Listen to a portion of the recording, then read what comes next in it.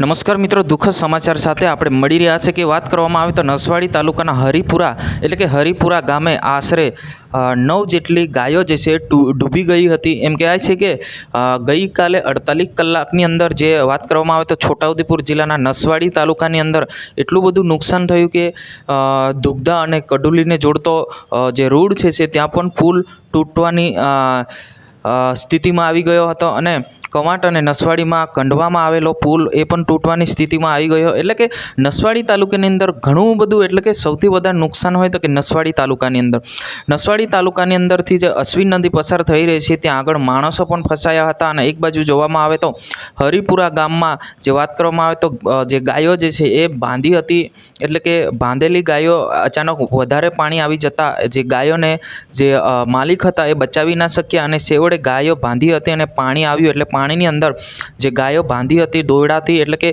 જે ગાયો જે ત્યાં ને ત્યાં રહી અને ડૂબી ગઈ અને 9 જેટલી ગાયો જે છે એ મરી ગઈ. જ્યાં મિત્રો વાત કરવામાં આવે તો આજે લગાતાર ગુજરાતની અંદર જે સૌથી વધારે વરસાદ એટલે કે વલસાડ, તાપી, સુરત, નર્મદા, છોટાઉદેપુર અને ગોધરા, દાહોદ જેવા વિસ્તારની અંદર ખૂબ જ પડ્યો હોય ત્યારે છોટાઉદેપુર જિલ્લાના નસવાડી તાલુકાની અંદર પુલ તૂટવાની સ્થિતિમાં આવ્યા, સૌથી વધારે પૂર આવ્યા, માણસો ફસાયા અને માણસો નદીમાંથી પણ માણસો ઝરી ગામે તો નદીમાંથી માણસ મળી આવ્યા છે અને માણસ કોણ છે એ પણ ઓળખાતા નથી.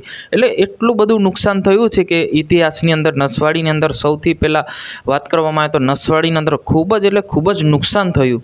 નુકસાન એટલે કે જસકી ગામમાં પણ બે કે એક જેટલી બાઈકો જે તણાઈ ગઈ ને આગળનો બધો ઉડલો જે છે ધોઈ નાખ્યો. આ રીતના અનેક જગ્યા પર સૌથી વધારે નુકસાન એટલે કે નસવાડી તાલુકામાં એટલે કે અશ્વિન નદીની અંદર જે સૌથી વધારે પૂર આવ્યું હોય તો એટલે કે અશ્વિન નદીની અંદર આવતા હરિપુરા ગામમાં 9 જેટલી ગાયો જે છે એ ડૂબી ગઈ અને મૃત્યુ પામી છે. જ્યાં મિત્રો તંત્ર દ્વારા ખરેખર ધ્યાન આપવું જોઈએ અને આ ગાયના માલિકને વળતર મળવું જોઈએ જેથી કરીને એમનું ગુર્જાન ચાલી શકે. આજની વિડીયોની અંદર બસ આટલું. તાત્કાલિક આપણે નવા વિડીયો અને નવી માહિતી સાથે જરૂરથી મળશું. જય હિન્દ, વંદે.